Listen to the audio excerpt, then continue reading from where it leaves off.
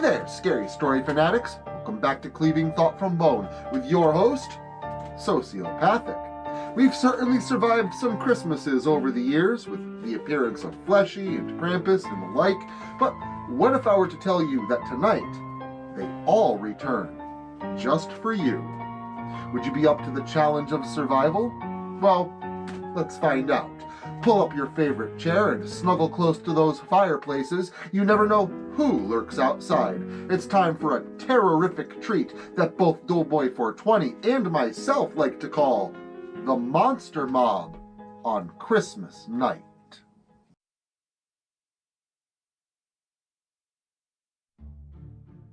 The air beyond the insulation, sheathing, and all the rest that sheltered the old man from the elements was as blisteringly cold as it was dark.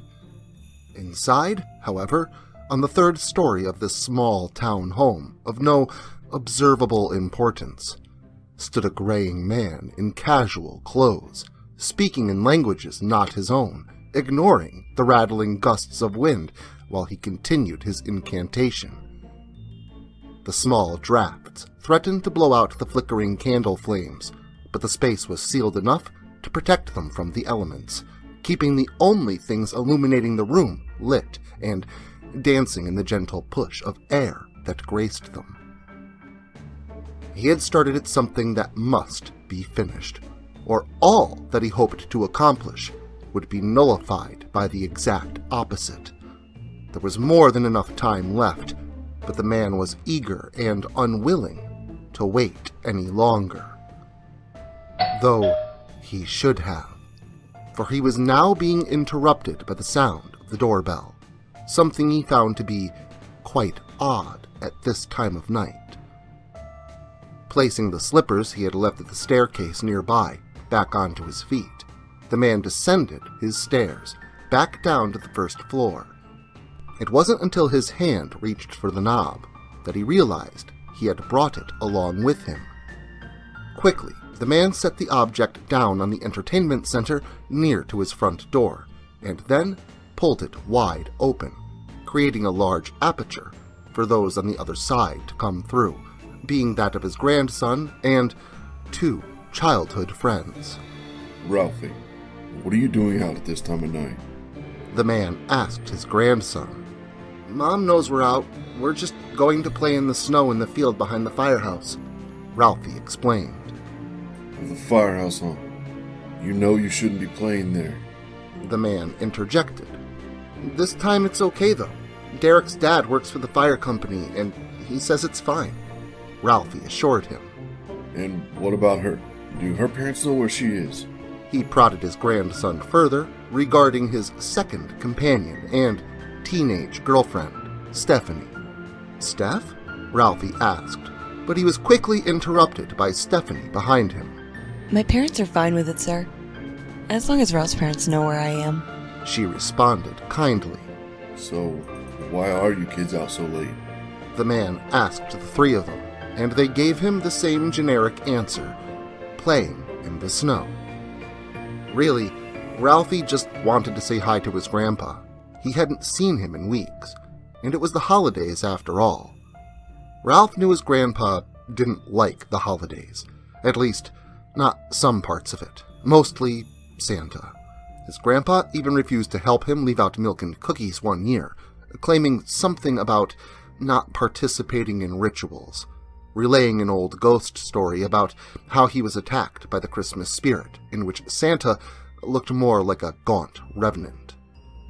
Ralph smirked at the thoughts of his grandfather's vivid imagination.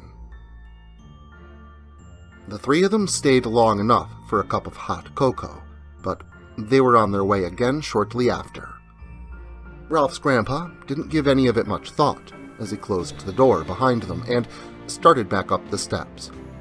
Ralph wasn't paying much attention to his friends either as he exited the abode, but he did know them well, specifically Derek's kleptomaniac tendencies, and no one was the wiser when Derek nonchalantly lifted a small golden locket atop the entertainment center on his way by to exit through the door, tucking it deep into his jacket pocket with no one currently the wiser.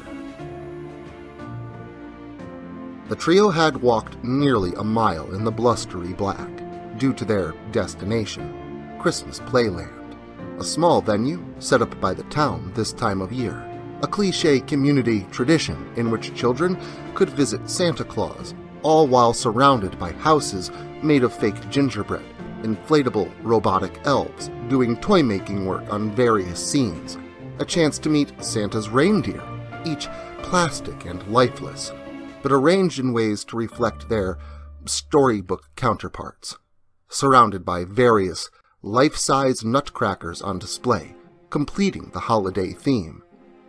The goal was only to sneak in after dark, move some of the displays around so as to place them in awkward or even obscene positions, but mostly just for prankish good fun. True vandalism and destruction were not their goal, nor was robbery, but in a small town such as this, with nothing much to do, mischief was just a part of everyday living. All attractions had been shut down for the evening. Santa and all other employees had long since gone home so as to spend Christmas Eve with loved ones. It was a little after 11 o'clock, and the resolute shadow of night brought with it a concealment and isolation that facilitated their goals. Crossing the small parking lot and climbing the gate, the three of them had made it safely inside, undetected.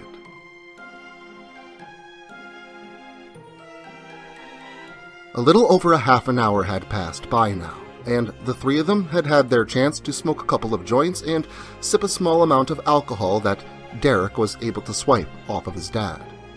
The three friends now sat on a park-like bench of sorts, smoking cigarettes and admiring their handiwork all around them. Nutcrackers had been placed in positions with elves performing meaningless movements in such a way that insinuated sexual innuendos, crouching down low or flipped inverted on one another. Some of the reindeer mounted others like dogs in heat, and even Santa had Frosty's large carrot nose in his mouth, only now the carrot had been moved, so it was not a nose. Derek had not been able to stop laughing since he had arranged the Santa and Frosty decorations, and even though it seemed a bit childish, Stephanie and Ralph chuckled all the same, though the weed that they had smoked and the liquor that they had drank likely contributed to this. Without warning, no correlations with time yet to be made, an eerie, purplish glow began emanating from within Derek's coat, and at first, Ralph figured that maybe he had pocketed some extravagant Christmas decoration, one that twinkled with light almost magically.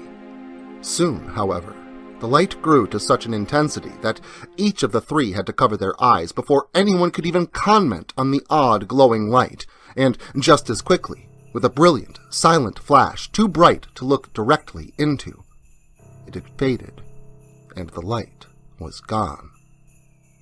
"Derek? What the hell was—" Ralph began, but was quickly interrupted by the sounds of wood groaning and snow crunching underfoot. Ralph and his companions scoured their immediate surroundings with their eyes, scanning for anything queer or out of place. But they soon realized that everything was strange and quickly becoming more and more out of place. The scenes that stood unmoving and mockingly in their stationary poses, now seemingly began to shuffle on their own, as if all was unreal, like reality had become a dream. Ralph and his friends watched as Santa and Frosty moved independently, away from one another. Each and every nutcracker fell over, as if affected by some unnoticed earthquake, all except for one, that is, standing lonesome and smiling vacantly with its woody grin. The inflatable elves in the workshop simultaneously deflated and almost just as quickly began to fill back up with air, though somehow taking on new shapes. The plastic reindeer's hue changed from a deep brown to a pitch black, and each and every one of their pairs of eyes began to glow red, as if displaying a new component of their decor, one that did not exist previously. Ralph wanted to scream, wanted to tell his friends to run, but his words were cut short as he watched everything transform before his eyes. Ralphie fully believed in this moment that he had to be dreaming. They all did. But if so, each was having the same dream, all watching the plastic Santa grow taller, sprout horns and fur, and then start moving, walking on its own. The elves soon followed suit, each one now inflated to some new twisted form of short, devilish-looking creatures with long tails, pointed ears, teeth like needles, and eyes yellow as jaundiced skin. The lone nutcracker changed alongside the rest as well, growing a long, pink, earthworm-like tail from its backside, before sprouting two elongated ears and black fur that seemed to appear as its face stretched long into a monstrous snout. Even the snowman had been transformed, melting away like a time-lapse of a melting wax sculpture, only to reform with blood as opposed to water, and balls of various forms of bleeding meat instead of snow, a raging fire set deep within two black eyes. Stephanie finally placed a hand on Ralph's shoulder, breaking him from his trance when she told him to run. The abominations were now trudging ever closer in the snow, nearly within arm's reach when Stephanie and Ralph turned to run. Derek, however, wasn't as lucky, for as he jolted to abscond with the rest, a fur-covered black claw planted itself firmly on his arm, gripping it tight and jerking it backward as he turned to flee. Ralph and Stephanie were far too hasty to realize at first that Derek was not behind them, alerted to his doom only upon hearing his screams. From outside the front gate, Stephanie and Ralphie turned back, watching in horrific disbelief as a giant were-rat-looking creature bit deep into the flesh of Derek's neck. Derek gurgled up blood from his mouth, trying to plead for his friends for assistance, with one extended arm that was soon grabbed tight and torn free from his body as the demonic elfish creatures tore it free, chuckling amongst each other like a pack of hyenas as they tossed the bloody stump to the red-eyed reindeer who savagely attacked the severed limb like a pack of hungry wolves. Ralph and Steph watched as the monstrously large horned creature and flesh man stood side by side, the fur-covered, cloven-footed beast looking on with a sinister smile, the flesh man beside him bellowing in laughter. "We have to get out of here. We have to warn somebody. What the hell happened back there?" Ralph questioned Stephanie. I don't know. But where are we going to go? Who are we going to warn? Who would believe us? She questioned him, with heaving breaths as they ran. "I've heard stories about that old guy who lives on the edge of town. I used to think he was crazy, chasing Christmas carolers from his front door, screaming things like, 'You don't know the powers you're messing with,' before slamming it, locking himself inside that house that he never decorates. Some of our classmates have even said that they've heard stories about him, about the guy saying he used to fight supernatural monsters or something." Ralph finished. But that's crazy talk. Stephanie insisted. "I know, I agree, but if you have a better suggestion, I'd like to hear it," Ralph retorted. Stephanie remained silent. She almost suggested that they go to the police, to warn their parents. But she knew Ralphie was right.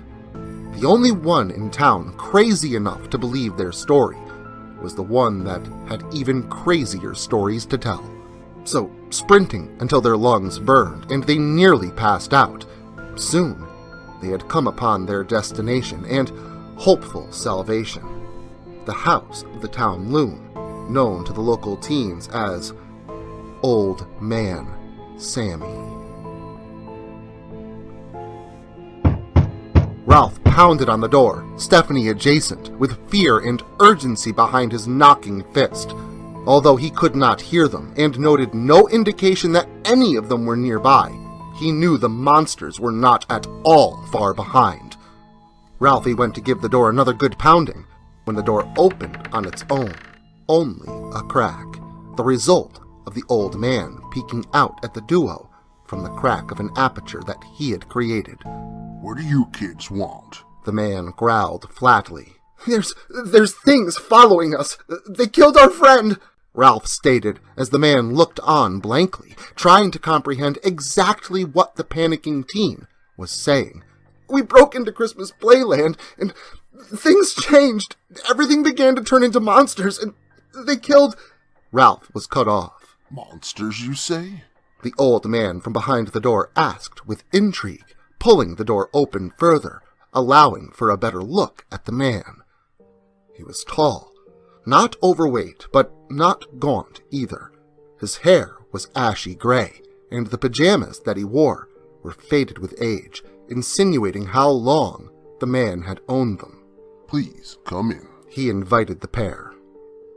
Normally, none of them would enter a house of some old, strange guy, but this opportunity seemed the better choice when put up against the notion of being ripped apart by unknown terrors. Once inside, and the door shut behind them, the old man locked it and deadbolted it. He introduced himself simply as Sammy, and offered them a cup of hot chocolate to warm their bones, or so he put it. Once warmed up by a raging fire in the living room, Sammy listened to their entire tale, their grandfather's house, the light, the monsters, all of it. Ralph and Steph were in a bit of shock, however, to see no surprise on the man's face. "You don't seem shocked. I don't understand. Do you believe us?" Ralphie asked him, as Sammy nodded his head. "I do," he solidified. When prompted with the question of why, Sammy divulged an equally insane story of how he and his family were attacked by a few similar creatures years ago, and that he was saved through a combination of supernatural force and his resolve to fight back. When everything was over, his family was alive again, and things were different, better from that point on. But no one ever believed him, and the holidays were never quite the same for him, especially as he got older. He knew that there were things out there in the dark of night, on the most silent of Christmas Eves. Anti-holiday spirits and dark things just waiting for an opportunity for the careless to drop their guard. Sammy never did, and this time he was ready. Where are you going?" Stephanie asked as Sammy finished his story and began walking towards the exit to the room. "I'm gonna go get some things that can help us. It's time to take back Christmas," Sammy said with a grin. The three of them went outside to the detached garage outside of Old Man Sammy's house, where he flung open the door, sliding it quickly upward, where it rolled along the ceiling. Inside, there was what he had come for, a rusty, old pickup truck. The thing was beat to hell, but it was what was in the truck that he was really after. Sammy reached behind the torn-up bench seat of the old pickup truck and retrieved something that was wrapped in a dirty flannel shirt. After unwrapping the sweater, Sammy pulled out a wooden crossbow and a metal ammo box. The box contained what appeared to be entirely random objects: a red, hardcover book, a small vial filled with a white liquid substance, a coil of rope, 2 sticks of sage with a lighter, and of course, a couple dozen wooden crossbow bolts with shiny metal tips. What appeared to be an odd assortment of objects made perfect sense as he explained each of them. Crossbow bolts were made from the wood of a Dahuron larch, the tree that grows closest to the North Pole, molded silver tips for the purity to ward off evil. They would be dipped into the vial of white liquid for an added blessing of the mashed berries of mistletoe. The rope was no ordinary coil of rope. It, too, had silver fibers in it, making it functional as a tool and as a weapon. Sage with mint and mistletoe to purify any Christmas evils, and finally, the red, hard-cover book which somehow appeared ancient and new at the same time. Something about it felt very old, but its colors were bright and vibrant, from the crimson cover to the gold leaf lettering that read Christmas Tales on the cover. The trio of them then hopped into the truck to set off for their destination, Christmas Playland, which now looked like a chaotic mess on top of a bloodbath. Cars were overturned along the road near to the attraction, doors ripped off hinges, and no sign of life inside. But as they got closer to the playland, they quickly found the occupants of the cars. Men and women were impaled upon giant plastic candy canes, their blood running to cover the white stripes beneath, leaving only red. Other people were thrown in a bonfire in a giant chimney erected for the season. Furthermore, some of their body parts were stuffed into the blood-soaked stockings that hung across the mantel of that fireplace. Oh my God. What are they doing? Stephanie asked, pointing at a group of gray-skinned, impish creatures. The headlights of the truck lit up the eyes of the elfish monsters. Their eyes were huge, almost like almond-shaped eyes of the typical gray alien, but these ones were a yellow color and set inside of a curled brow, giving them a kind of sinister appearance. Their noses were thin and pointed, much like the long, almost lynx-like pointed ears at the sides of their heads. Their mouths were filled with sharp, needly gray teeth that grinned with an aura of malice. Their hooved feet clicked across the asphalt of the parking lot, and their devilish tails swayed back and forth as they moved. Killicanceroy. Sammy spoke in amazement. "What?" Raplhy asked the old man, as a group of the beasts flipped a car in the parking lot area, giggling with maniacal glee all the while. Buckle up, it's gonna be a bumpy ride, Sammy said, as he threw his truck into gear and sped off towards the group of evil elves. The truck plowed through a half a dozen of them, splattering them across the hood and windshield, breaking it in the process. Their blood and organs flew in every direction. The remaining monsters swarmed the truck, jumping on it and clawing at the doors, attempting to pry them open. Hold on! Sammy yelled as he hit the gas once more, propelling the truck forward before he quickly slammed on the brakes, whipping the people in the cab forward, but sending the unbuckled imps flying off of the truck, where they skidded across the asphalt, leaving a trail of blood. Sammy then jumped out of the truck like he was 30 years younger and took aim with the crossbow and fired a shot into the chest of one of the few remaining creatures, causing the thing to burst into a cloud of blood and glitter, the Christmas magic of the bolt doing its job. This was followed by another bolt being stabbed through the massive eye of one of the beasts, causing its head to pop with Christmas magic.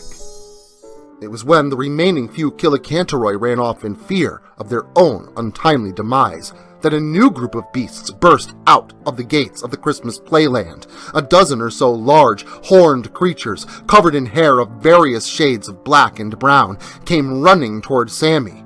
It was the Perchten, the brethren of Krampus.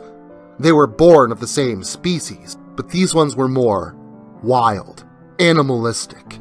Sammy reacted quickly and fired off a shot, knocking one off its feet where it screamed in agony before bursting into blood and glitter, much like the goblin-esque imps before. This was followed by Sammy quickly loading another bolt to be fired at another beast. Sammy then ran off into the darkness, the monsters following in tow behind him. Raplhy and Stephanie were left alone in the dark with only a lighter, some sage, and an old book of Christmas stories to defend themselves with. What do we do now? Stephanie asked. "I don't know, but we have to go in and stop it," Raplhy implored. But how? Stephanie questioned. I don't know how any of this started. I mean, there was a light around Derek, and then..." Raplhy paused. "There was a light around Derek. Why?" he asked out loud. It was then that the truck was filled with another bright light, and they thought it was all starting all over again, but they soon realized It was actually the headlights of a vehicle that had just turned into the parking lot. The vehicle stopped a little ways away from the truck, and the silhouette of a man stepped out and stood in front of the headlights. Hello? I see you. Come on out. The familiar voice of an old man spoke. Grandpa? Raplhy asked as he hopped out of the truck. Ralph? I am glad to see you're all right. His grandfather said. What are you doing here, Grandpa? Raplhy asked.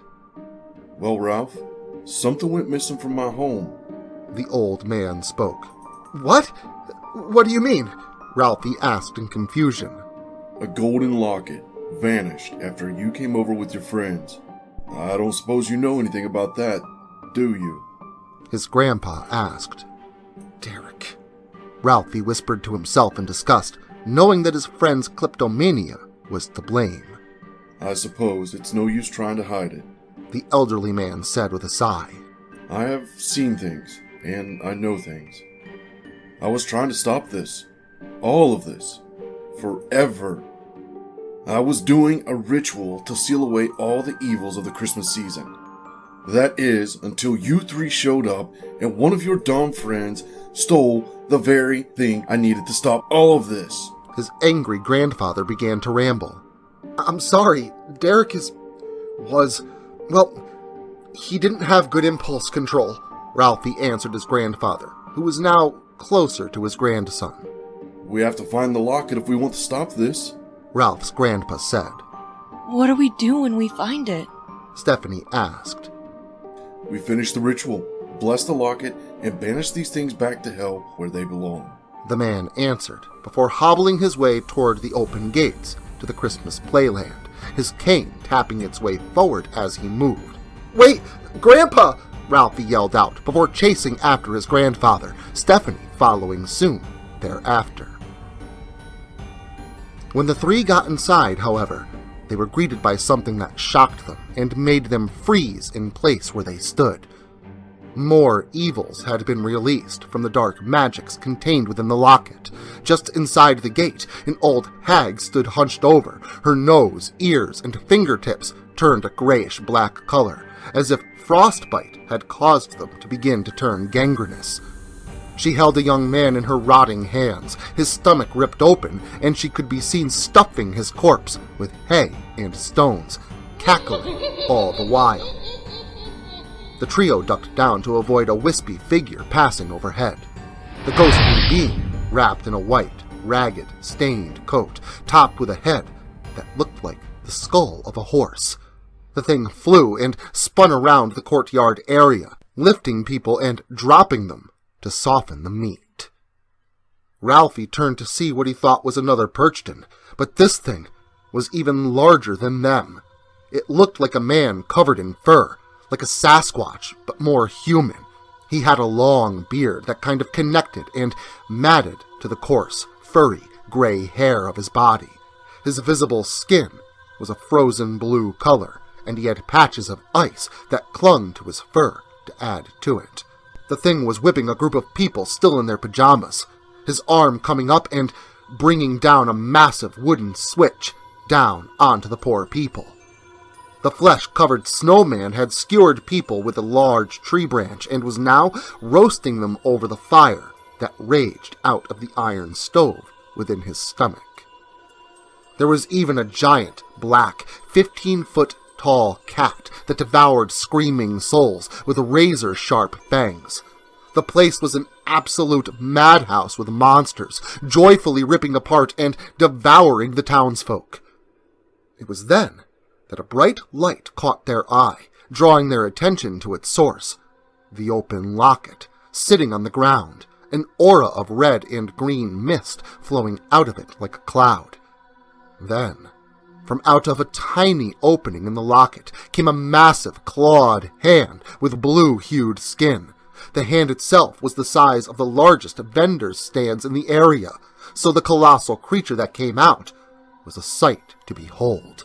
The beast was a giant woman, covered in furs of thousands of animal pelts. Her fanged, salivating mouth immediately snatched up a person as she was still exiting the locket, until eventually she was all the way out and could stand. She looked from side to side before stepping over the wall of the attraction to head in the direction of town. Grayla, we have to stop her. A familiar voice yelled as old Sammy appeared from the second-floor display at the east side of the courtyard.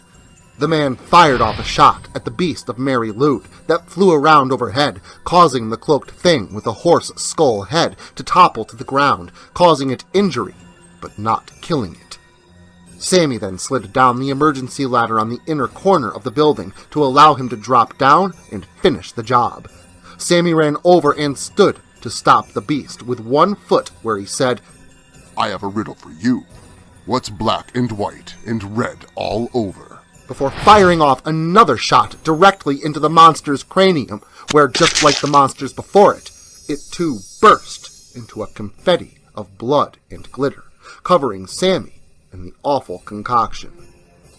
Raplhy's grandfather then used this opportunity to attempt to retrieve the locket and put an end to this mess before the Christmas chaos overtook the world. But he was stopped when a flowing robe of a red velvet lined with a dirty white fluff came crashing down in front of him. The old man looked up with fright in his eyes to see an almost goat-like beast. Curled horns protruded outward from its head, and a snarling lip curled behind a dirty beard as the Anti-Claus, Krampus himself, stood before him, blocking his path to the locket. The beast had a presence beyond that of any other Perchten. The others were more like wild beasts, while Krampus was more like the king of this Christmas kingdom. Krampus reached down with a clawed hand and held the poor man aloft by his arm, but this did not last long, as a crossbow bolt went rushing through the robe dangling beneath his arm, barely grazing his skin and being enough to make him drop the grandfather to the ground, where he landed painfully in the dirt. Then, even more hell broke loose as the Christmas monsters began to descend upon the four people there to stop the horror. L.W.Suton, the fur-covered man, approached old Sammy, but he was met with a bolt to its knee, causing his leg to pop with Christmas magic and resulting in the beast roaring in pain. Fleshy the snowman then swayed his way over to Raplhy and Stephanie, where the two of them were left helpless. Use the book! Sammy yelled as he finished off L.W.Suton with a bolt to the side of his head, where Sammy was then once again covered in a mountain's worth of glitter and blood. Raplhy, not knowing what to do with the book, quickly grabbed it, looked at it with confusion, and then threw it as hard as he could, where it bounced off the angry face of the snowman, pushing his carrot nose into the flesh of his face. The flesh-covered monster then pulled his nose back outward and shook it off, much like Sammy was shaking his head with disgust at the dumb idea. But luckily, it did the trick. The book popped open when it landed, and Fleshy was drawn into its pages, pulling him back to where he had come. Good job! Now get the locket! Raplhy's grandpa yelled as he began to beat Krampus with his cane in an attempt at a distraction. Raplhy and Stephanie ran for the locket. Sammy attempted to help Raplhy's grandfather, but was halted by the return of the remaining Perchten and Killicansteroy. And the old man hitting Krampus with his cane was no match for the icy grip of the Anti-Claus around his torso, crunching the man's frail ribs between his hands. Raplhy was concerned for his grandfather, but he did the job requested of him. "I hope this works," he said, as he lit the Christmas sage and waved the smoke gently over the locket, which had an instantaneous effect. Everything stopped, frozen in time for just a moment, before the attention of every beast was turned in the direction of the locket, and thus in the direction of Raplhy and Stephanie. All of the beasts immediately dropped what they were doing and began walking toward the source of the chaos. The ground began to shake as Grayla made her return toward the playland. Raplhy began to panic, but still did his best to seal the evils in the locket. But Krampus was nearly upon him. The beast's mighty hand raised into the air, and Raplhy prepared for it to come down upon him. But then everyone stopped once more, as the sound of jingling bells filled the air. The sound grew closer as all the beasts turned their attention toward the sky, looking around, knowing exactly what was to come. Then it appeared. A beautiful red sleigh, decorated with holly boughs, pulled by 8 reindeer, flew over the edge of the roof from the north and landed in the center of the courtyard. Whoa, whoa! Now what is going on here? A jolly, round, bearded man said as he stepped out of the sleigh. He wore a red and white garb that was none too dissimilar from that of Krampus, but his clothes were absolutely spotless and in pristine condition. We were summoned here, Spoke one of the Perchten in a growling tone. By whom? Asked the jolly old man that stepped out from the sleigh, where 2 very scared-looking elves still resided, both of them dressed in the typical green garb of the elf.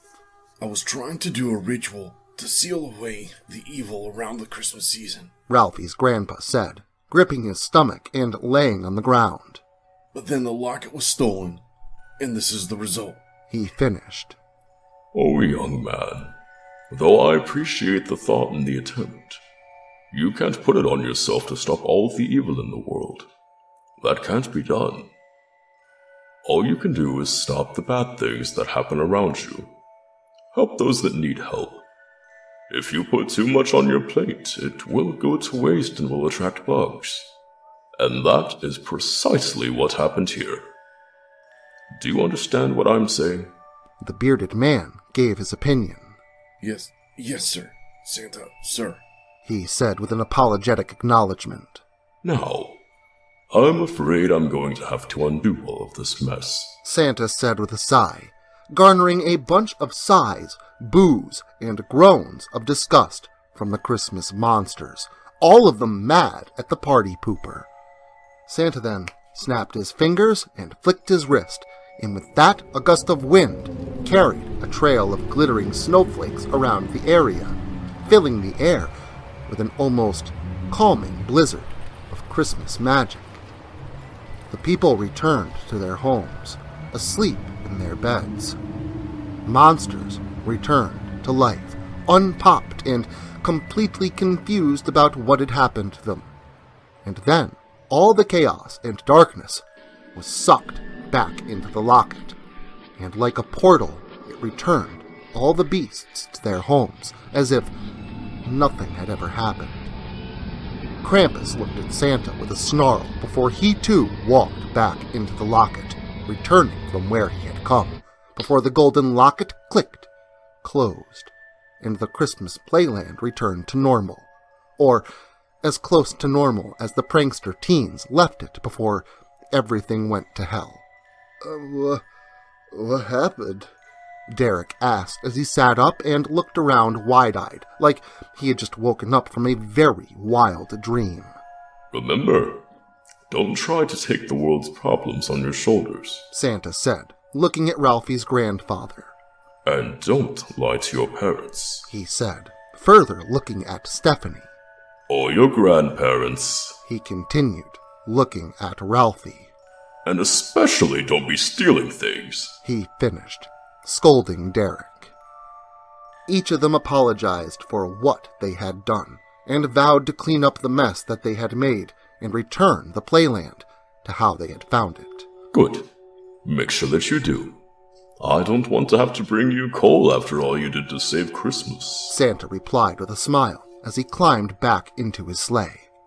Merry Christmas to you all, and to all a good night, He said with a grin, before shouting out the names of the 8 reindeer and returning to the sky, leaving the group waving goodbye to him and wishing a Merry Christmas and Happy New Year in return.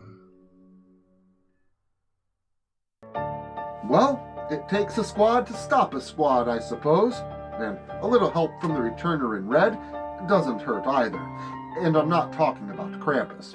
But if your horror heart desires more holiday fear, stop in on Christmas night for a holiday special you're sure to dismember.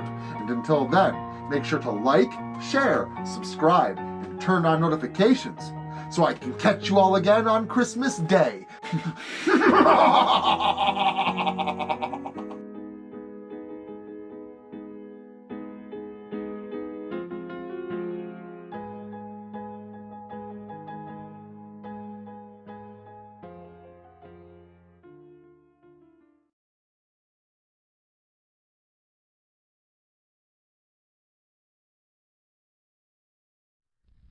Social media can be very unpredictable, especially regarding horror content.